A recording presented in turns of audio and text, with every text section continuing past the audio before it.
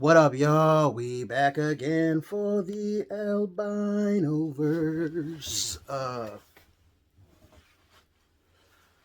I don't know, man. Yeah, man. We out here in these streets doing the damn thing. One more again, as we do in these streets. I fucking It is 32 days now until I do my comedy special, and I'm gonna be honest with y'all. I am getting real nervous, man. I'm looking forward to it. Don't get me wrong. I'm definitely looking forward to getting to do some, getting to really do a special. Man, I'm excited. I really am. I'm excited as hell to do this. But I'm gonna be honest with you. I'm scared, man, because doing it by myself, like not by myself. I don't want to act like I'm by myself. There's my followers have helped, fans. You guys have been fantastic. My friends have really fucking came through for me on this, man. But like doing it without any industry help is hard. But I'm gonna be honest with you. Like it's kind of cool that I can do it without any industry help. There's not one piece of industry that has helped me. I'm not verified on any app. I'm not verified on TikTok or Instagram. I was on TV 4 times. I had speaking roles on television last year, 4 speaking roles. Marvel. I've been in Marvel twice, you know what I mean? Like hit shows too. Like This Fool is doing great. It's in its second season. Abbott Elementary is doing great. I think it's in its second season. Um, but uh, but the fact is that I have like I've got like 100,000 followers on Facebook. I've got like 290,000 on YouTube, and then 2.4 million I think on TikTok, man. Like, and then like 180,000 on Instagram. Like the industry doesn't matter when it comes to comedy. Fans, matter because they dictate who's funny. And that's all I wanted to be. I just wanted to be funny. You know what I mean? Like, and the fact that there's so many people out there who are like, yo, I want to see a special of yours. That's really cool. That's really, really cool. And so part of me is like, man, I wanted to, sell this special to Netflix or something like that. But now I'm just like, why? Why do I need to have the industry um, come in here and try and tell me that I need them to make money when I don't think I do? I mean, not saying that I'm against industry help, but I'm like, I'm doing this because I like to do this, and there's people who want to see it, so why not give it to those people? So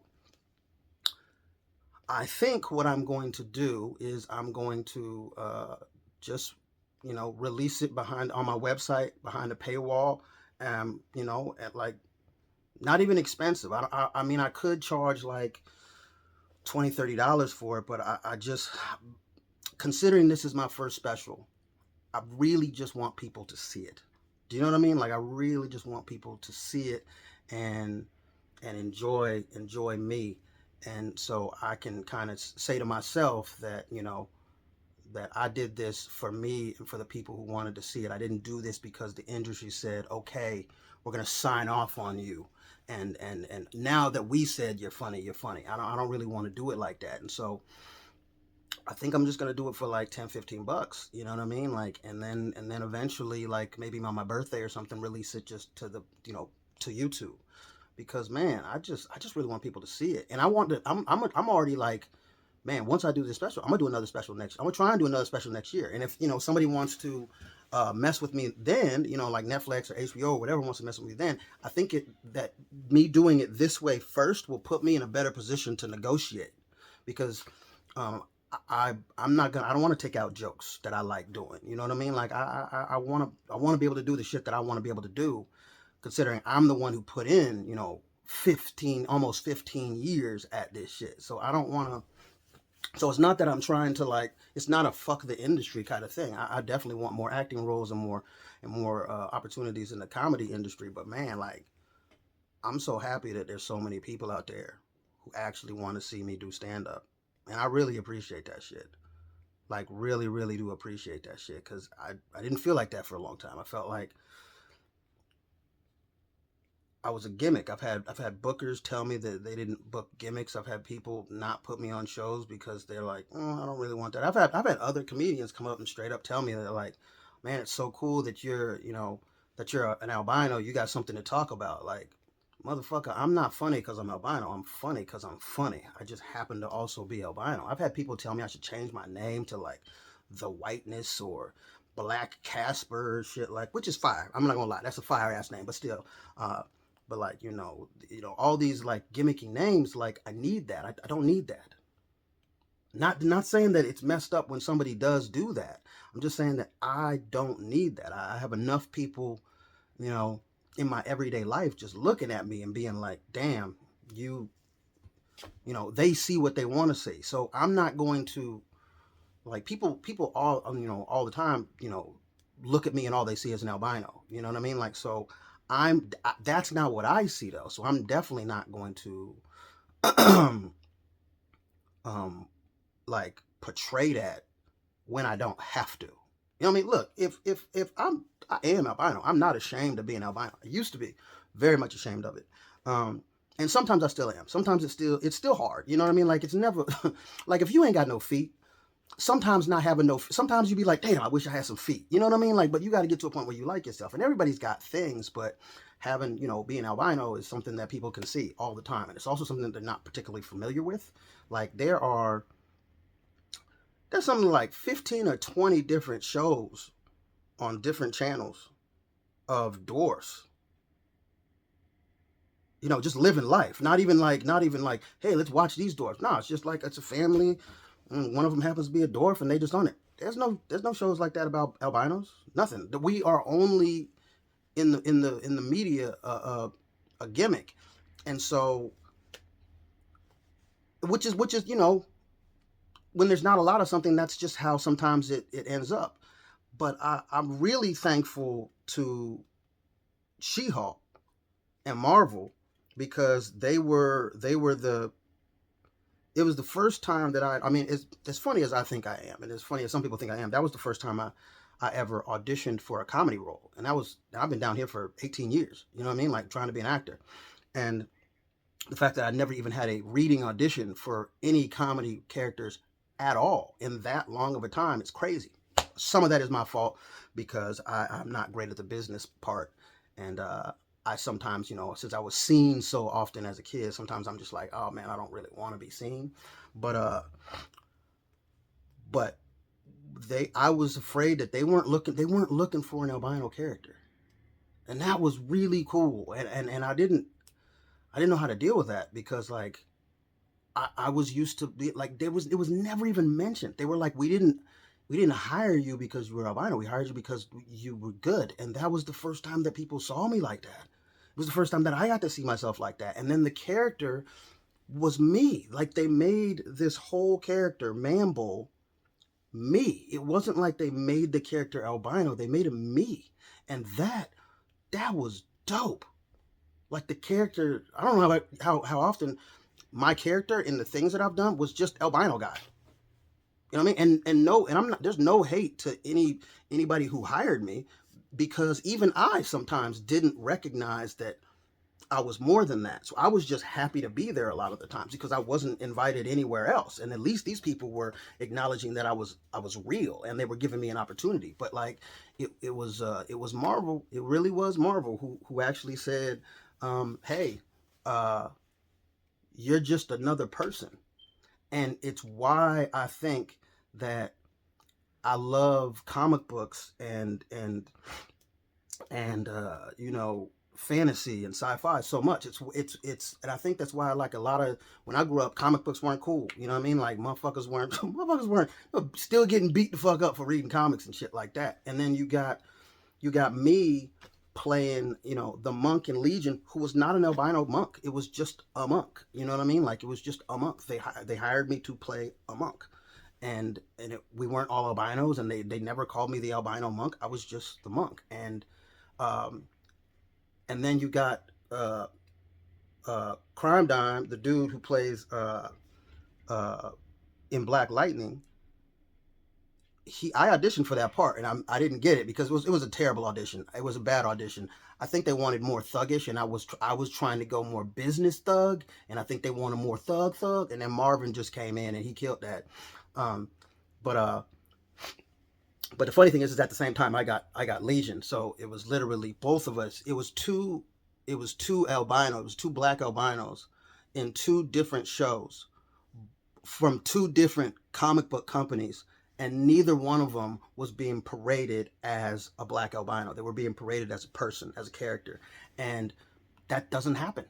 That, I mean, like in no disrespect to anybody I'm saying, but like in the Matrix, the motherfuckers were the weird ones. They made them out to be the weird. The albinos were the weird ones. In the fucking Da Vinci Code, the motherfucker was the weird one. In the movie Powder, that was supposed to be about an albino, but they didn't even use an albino. You know what I mean? Like, and again, this, I don't think there was any hate in that, but like, um, in Me, Myself, and Irene, the the character of Whitey um, was a white albino, but it was the first time I had ever seen a fucking albino have a character arc. Like they gave him a character arc. You feel me? Like he had the magnifying glass he had on his eyes. I don't know if y'all can go back and see that shit.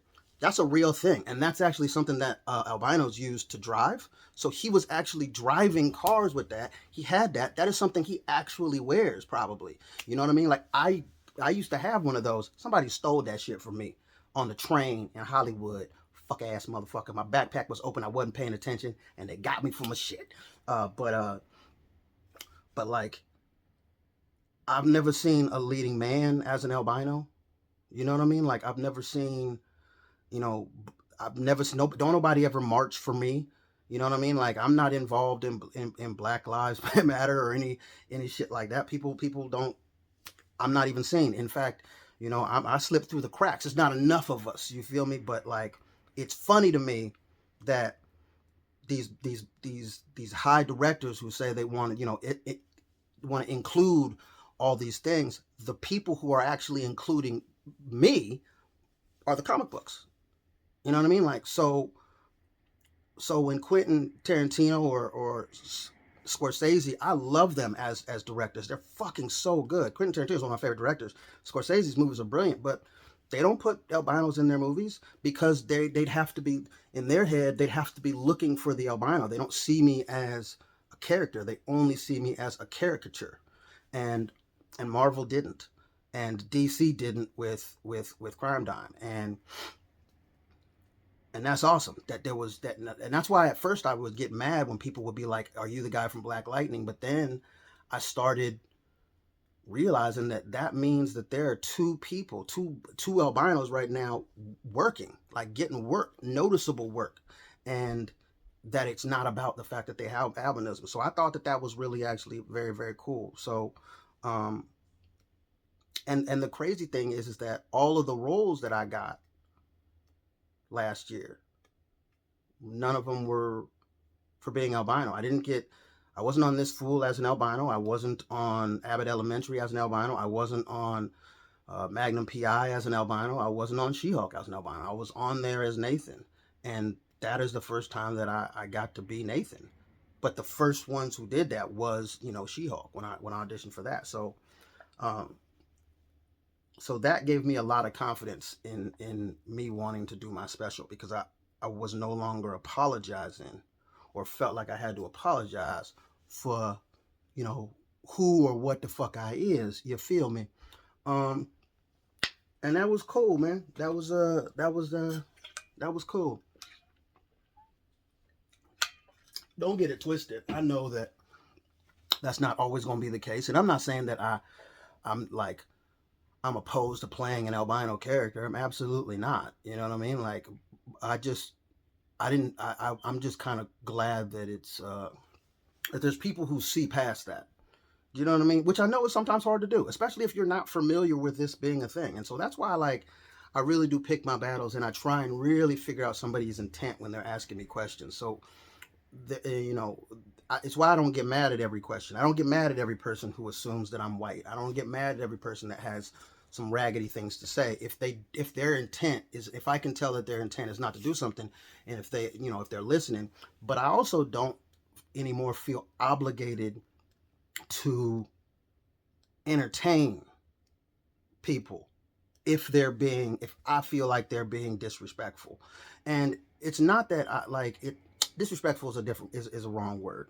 It's a wrong word. If I feel like they're being lazy, because disrespect, like somebody might not mean to disrespect me, and I might get disrespected, and I don't want to, and I'm allowed to react the way I want to react, but I want people to feel good about asking me questions. You know what I mean? Like, and a lot of the times, once where somebody will ask me a question and shit, and they'll be like, "Yo, so are you black?" And I'm like, "Yeah." And then we get past the albino stuff, and then now we're talking about other shit, and they're like, "Damn, man, that's crazy." My biggest, I don't know if it's a flex, but like what makes me feel really good is that my audience is so diverse, because I used to be like, damn, man, why don't I get on black shows and shit like that? Because and then I was like, man, there's a lot of white. I don't ever want people to laugh at me for the wrong reasons. You know what I mean? Like I want people to laugh because I'm funny, not because they feel like, oh, we can laugh at that thing. You know what I mean? Like, and my fan base is, I still hate fucking calling it fan base. It feels gross, but I'm still kind of new to the fact that like there's people who are fans of me. That's still kind of weird, but because I never started doing any of this for that. It was just the most fun. But I think that like it's now that it's like people get past the fact that I'm albino, and they're just like, damn, I just like who I see, you know, as a person, and that's cool because I didn't get that a lot growing up. You know what I'm talking about? Like I didn't get that shit a lot when I was growing up, but at the same time, like I know there's a lot of other people who were out there who also didn't get that shit. Um, and it's just like with social media now, I think that like there's people who can connect. Like the amount of messages I get where people are like, "Hey man, I just want you to know that you helped me out of a really dark time," and I feel really weird about getting those messages, because in my head I'm like, "Yo man, if you pulled yourself out of a dark time, I don't want the credit for that. You did that. That was you. You did that, dude. I've been in dark times. It is so fucking hard to pull yourself out of that shit. I like when I was in Vegas for a weekend, and when I came back, I had the greatest time. Like the shows were fantastic. The audience was fantastic. I got like a third of a standing ovation. Ah! You know what I mean? Like it was amazing. But like at the same time, when I came back, I didn't have any shows booked. All right, later, Josh. My roommate taking off. Um, but I didn't have any shows booked or anything like that, and so I I was like, fuck. I got really depressed, and I got really like down, and like I was in bed for 3 days basically. I wasn't making no videos. Um, I wasn't even watching no new TV. I was just watching reruns of Family Guy and shit like that. And wasn't even really watching it. It was just something on. I didn't feel like listening to music. I literally, like, my girl was trying to help me, and I wasn't even like confiding in her on shit. Like I was just like, damn.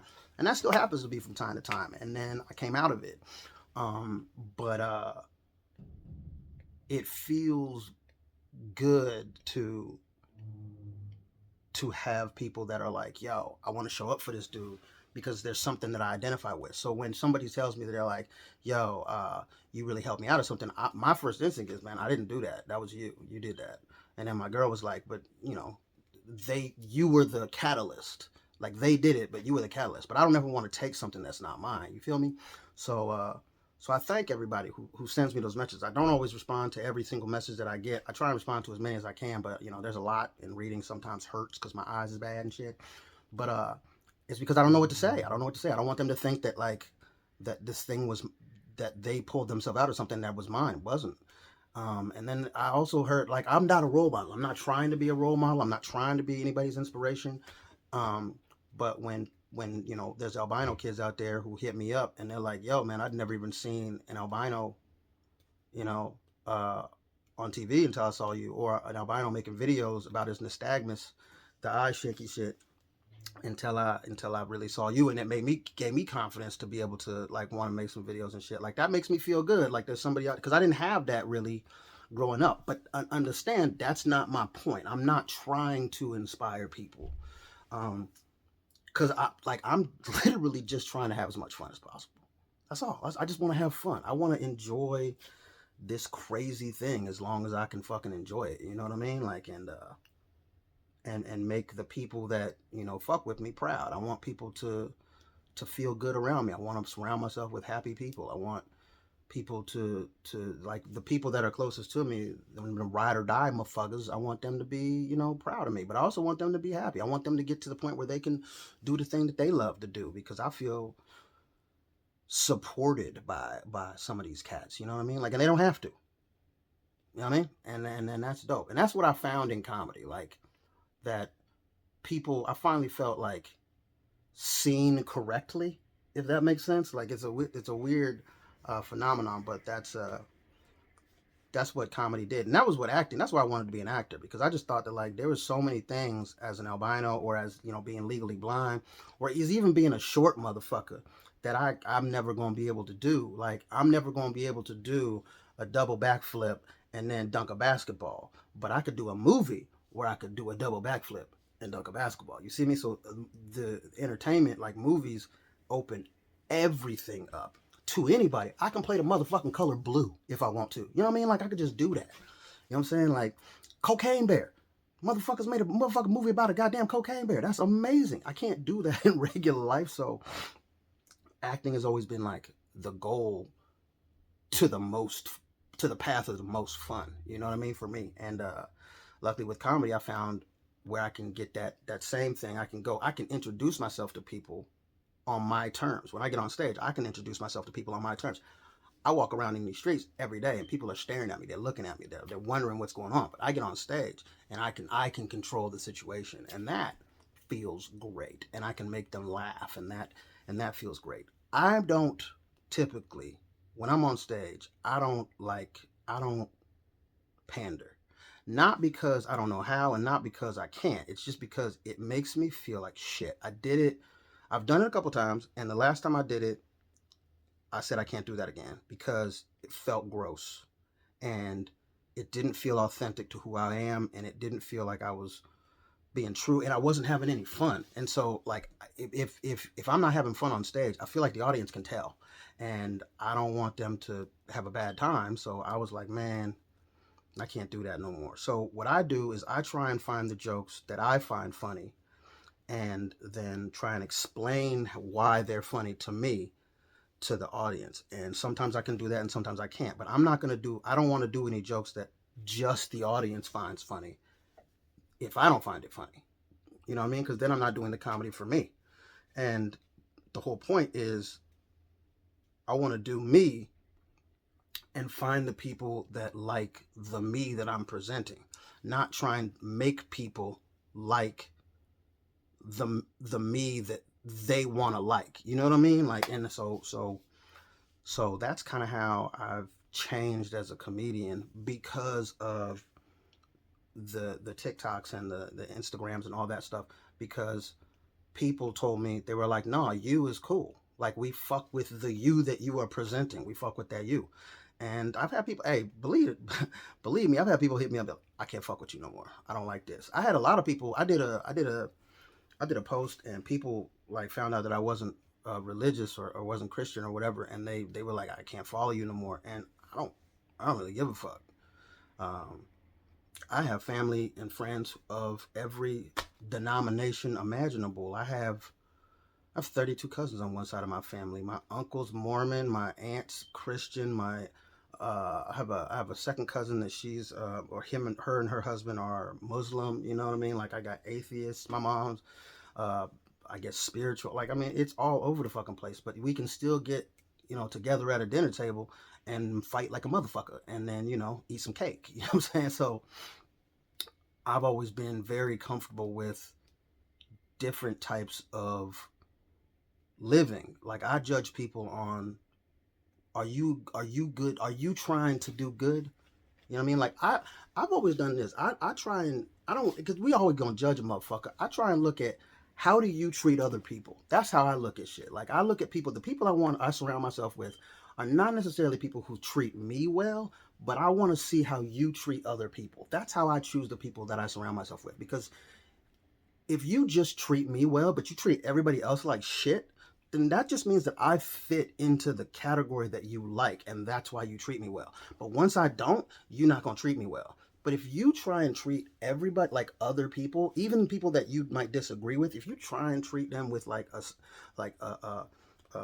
sense of humanity and like dignity and stuff like that, then you're probably gonna treat me pretty well also.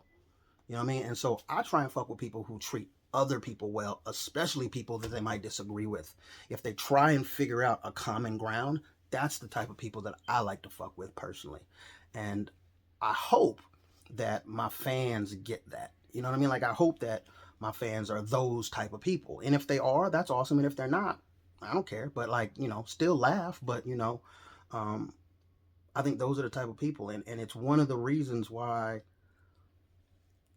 I love doing comedy, because like you never know what audience you're gonna get, and the audience doesn't know each other, so you always gotta figure out, how do I get this audience to connect with not just me but with each other, because they all showed up, they came in different cars, you feel me? So like they came in different cars, so like they don't know each other, so you gotta introduce the crowd to the crowd. Earthquake actually told me that like year two into comedy while he was sitting at a bar, and it blew my motherfucking mind. And I've remembered that ever since. So,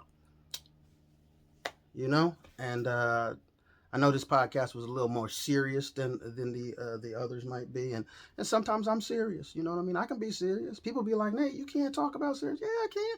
I can have a political conversation. It's just not like I don't really care. And most people who have political conversations, they just want you to like. It's like I don't. If I believe the same thing that you believe, why are we arguing? Do you know what I'm saying? Like so many people say things just so they can get people who already agree with them to vocally agree with them again. And I'm like, I don't need that. I don't believe this thing because a bunch of people believe it. I believe this thing uh, because I believe this thing. And I don't need you to also, I don't need you to tell me that I'm right. I don't need you to, like, I don't, if, add something to it. Like, be like, okay, you think this, let's have a discussion. But like, I don't need, like, why am I going to say something that that that that's just going to get people who already fucking agree with that point to tell me that they agree with that point more? And why am I going to say something and just to get people that don't agree with that point to piss them off? Like, what am I adding to this? And I'm not saying that people can't do what they want to do, but like for me, that just seems like a waste of fucking talk. And I love to argue, motherfucker. I'll argue any fucking thing at any goddamn point. But like, let's have a discussion about it. I don't want to just fucking yell, because then nothing's happening. I'm not getting any dopamine. And as my ADHD be like, yo, man, follow the dopamine, bruh. So, that's what that is. But man, yeah, 32 days to this fucking special. And I'm excited and terrified. And thinking about doing some sort of meet and greet afterwards, actually, um, depending on time. My mom's coming into town for it. We just figured out the intro. I just figured out the name of the special. Um, it's gonna be called "Just Call Me Nathan." And yeah, man. So thank you guys for listening to the Albinoverse podcast. I'm going to try and do this every week, all the way up until the special. I'm going to try and document every day until the special. We're going to do some behind the scenes stuff.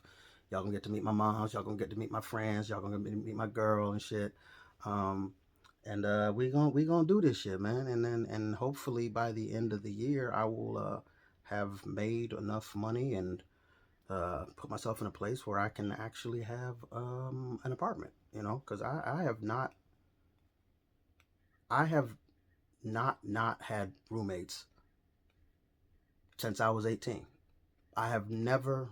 I have lived in my own apartment, like my own apartment, um, for 2 days since I was 18. Um, and I really want to. Now I'm not complaining, obviously, but I've never just been financially able to have that, and I would love if that were to happen by the end of the year. I've also never owned a car, um, even though I do drive. I do have a license. Well, I got to get it renewed, but I do have a license. But I also want to have a car. Those are my two goals by the end of the year: to have an apartment and a car. um, and a comedy special.